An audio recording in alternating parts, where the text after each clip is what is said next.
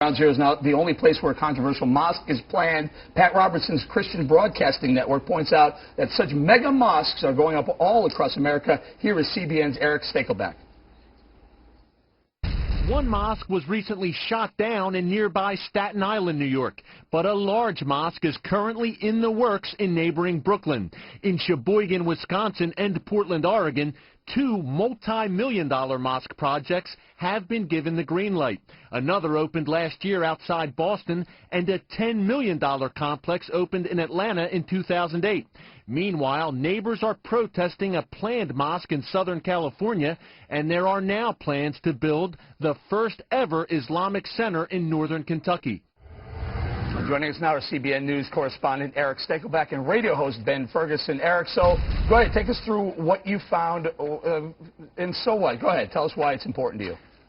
Well, look, Eric, Ground Zero is just the tip of the iceberg. There are no less than 10 mega mosque projects coast to coast right now. And look, I was at the site of one of these proposed Islamic centers, and let's just lay all the cards on the table. When Mr. Hooper of CAIR says that an Islamic center is different from a mosque, I've been in Islamic centers from coast to coast and overseas, Eric, and let me tell you something. The centerpiece of those centers is a large mosque. But what I saw in Tennessee, Murfreesboro, Tennessee of all places, this is, they call it the buckle of the Bible Belt, Eric, about 30 miles south of Nashville. The Islamic group there. Well, now, mind you, allow me, I have a full screen, a board of the proposed site. Here's the Islamic Center.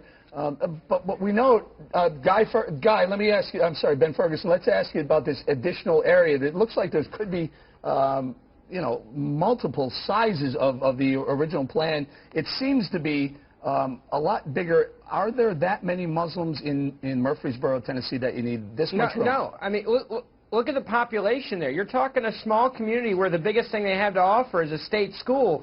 You're talking a couple 100,000 people. But look at Oxford, Mississippi. There's a mosque there that you can't imagine how in the world the population down there where Ole Miss is could ever be used for this. Well, guess what? 8 years ago, Muslims started moving into Oxford. Now there's a very large Muslim community there. And I think that's what you see in Murfreesboro and other places is that people are worried that when they set up such huge complexes. This really is ridiculous. Hold on, let me finish. Let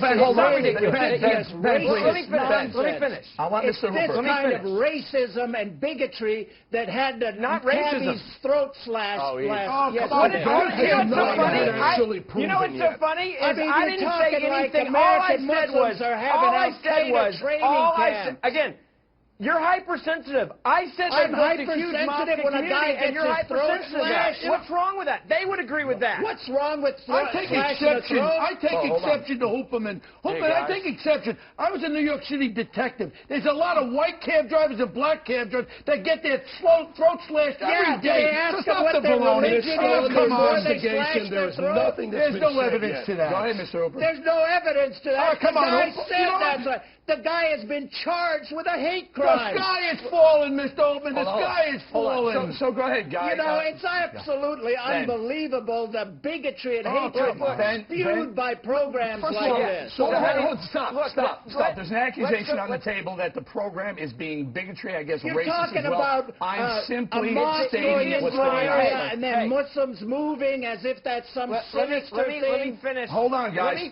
Ferguson, hold on. You're talking like this is 1930s Nazi Germany. Stop. I want to go to my CBN reporter. Go ahead, Eric. CBN Pat Robertson? Yes. Give me a break. Hooper.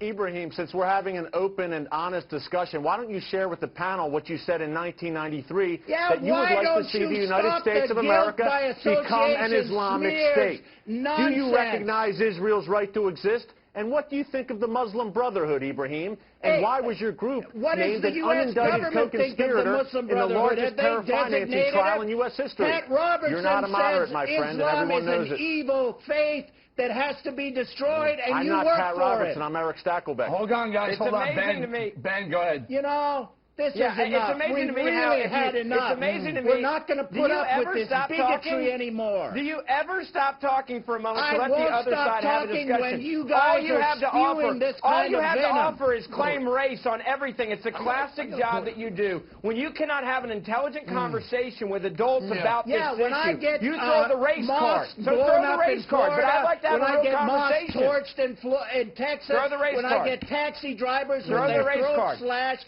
I'm going to keep talking. I'm going to talk over bigots like you. Fellas, we're actually what we're going to do is we're going to bring back this discussion. We're going to do something else. We're not. We're going to